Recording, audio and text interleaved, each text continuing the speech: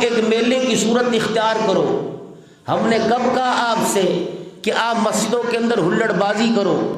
ہم نے کب کہا آپ سے کہ آپ مسجد میں اس رات میں جاگنے میں چندے جمع کراؤ اور کھانے پکاؤ اور لوگوں میں مٹھائیاں تقسیم کرو؟ جو نہیں کرے گا وہ کافر ہو جائے گا، جو نہیں کرے گا گنہگار ہو جائے گا۔ ہم نے تو اتنا کہا کہ ان رات کی عظمتوں میں اللہ کو اپنے آپ کے اللہ کے سامنے اپنے آپ کو پیش کر کر روٹھے رب کو منا لو، اللہ ناراض ہے۔ ہاں اگر کوئی خدا کے گھر میں آ کر خدا کو منانا چاہے منا لے، اگر اپنے گھر کے اندر وہ چاہتا ہے کہ میں اب گھر میں رہوں اور میرے گھر میں رہ کر میرے منانے سے اللہ راضی ہو جائے تو کوئی قباحت نہیں۔ لیکن ہمارے بزرگوں میں بزرگ گزرے امام اعظم ابو حنیفہ رحمۃ اللہ تعالی علیہ، جن کے معتقد میرے عزیزوں، جن کی تقلید کرنے والے پوری دنیا میں تمہیں نظر آئیں گے۔ یہ کون امام اعظم رحمت اللہ تعالی علیہ جس مسجد کے اندر آپ اللہ کی عبادت کیا کرتے، اس مسجد کا میرے عزیزوں خادم خود گواہی دیا کرتا کہ ایک دن امام اعظم رحمت اللہ تعالی علیہ نے قرآن کریم کی آیت پڑھی، فَمَن يَعْمَلْ مِثْقَالَ ذَرَّةٍ خَيْرًا يَرَهُ وَمَن يَعْمَلْ مِثْقَالَ ذَرَّةٍ شَرًّا يَرَهُ۔ قیامت کا دن ہوگا، انسان کے ساتھ ذرہ برابر نیکی کا معاملہ کیا جائے گا۔ اگر اس نے دنیا کی زندگانی کے اندر میرے عزیزوں کوئی ایک نیکی کی ہوگی اور ذرہ برابر بھی کوئی نیکی کی ہوگی یا کوئی بھلائی کا کام کیا ہوگا، قیامت کے دن اس کا بدلہ اسے دیا جائے گا۔ ذرہ برابر کوئی بدی کی ہوگی، گناہ کیا ہوگا، قیامت کے دن اس گناہ کا بدلہ اسے دیا جائے گا۔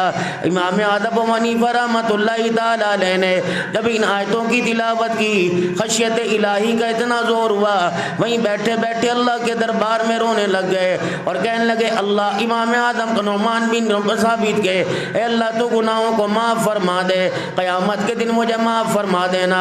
مؤذن کہنے لگا، میں مسجد کو بند کرنے کے انتظار میرا، حتیٰ کہ میں مسجد کے کباڑ کے پاس کھڑا ہو گیا، لیکن نعمان بن ثابت کو میں نے خدا کے دربار میں روتا دیکھا۔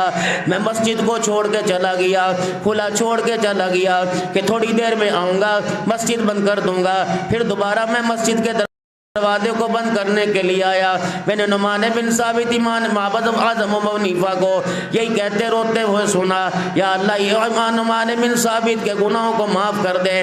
حتیٰ کہ میں مسجد چھوڑ کے چلا گیا، فجر کی اذان دینے کے لیے میں مسجد میں آیا تو امام اعظم رو رو کے یہ دعا کر رہا تھا، اے اللہ نعمان بن ثابت کے گناہوں کو معاف فرما دے۔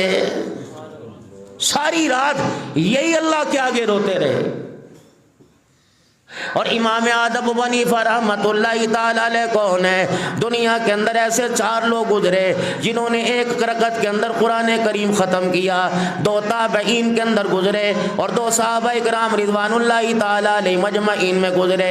صحابہ میں جناب عثمان ذو النورین ہیں جنہوں نے ایک رکعت میں قرآن پاک مکمل کیا، اور دوسرے تمیم داری رضی اللہ تعالی عنہ ہیں جنہوں نے ایک رکعت میں قرآن پاک مکمل کیا، اور 2 تابعین ہیں، پہلے سعید بن جبیر رضی اللہ تعالیٰ عنہ اور دوسرا امام اعظم ابو حنیفہ رحمۃ اللہ تعالیٰ علیہ، ایک رکعت کے اندر پورا قرآن پاک مکمل کیا۔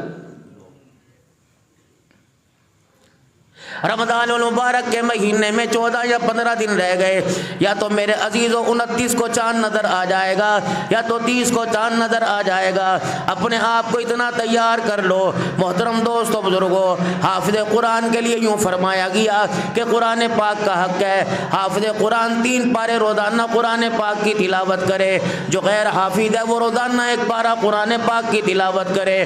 فرمایا، او لوگوں، جس طرح تمہارا حق ہے روٹی کا، پانی کا، کپڑے لتے کا، خدا کے قرآن کا بھی حق ہے، حافظ قرآن ہے یا غیر حافظ قرآن ہے۔ فرمایا، سال میں 1 مرتبہ قرآن کریم کا ختم کرنا یہ قرآن کا حق ہے، ہر بندے اور بندی کے اوپر لازم ہے۔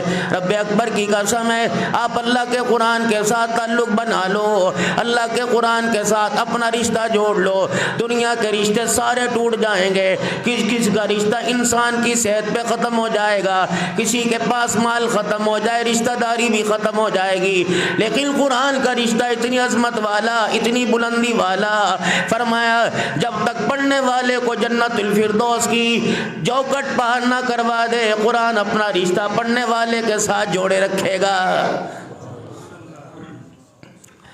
آج تمہارے مدرسے میں قرآن پاک پڑھنے والے، آج تمہارے مدرسے میں میرے عزیزو قرآن پاک کی تعلیم حاصل کرنے والے، یہ نہ دیکھنا شہری ہے دیہات کا رہنے والا، یہ نہ دیکھنا گاؤں کا رہنے والا، بلکہ محترم دوستو بزرگو، اللہ غنی، قرآن کے حافظ کی عظمت کی کیا کہنے، یہ دیکھو آج کا یہاں کا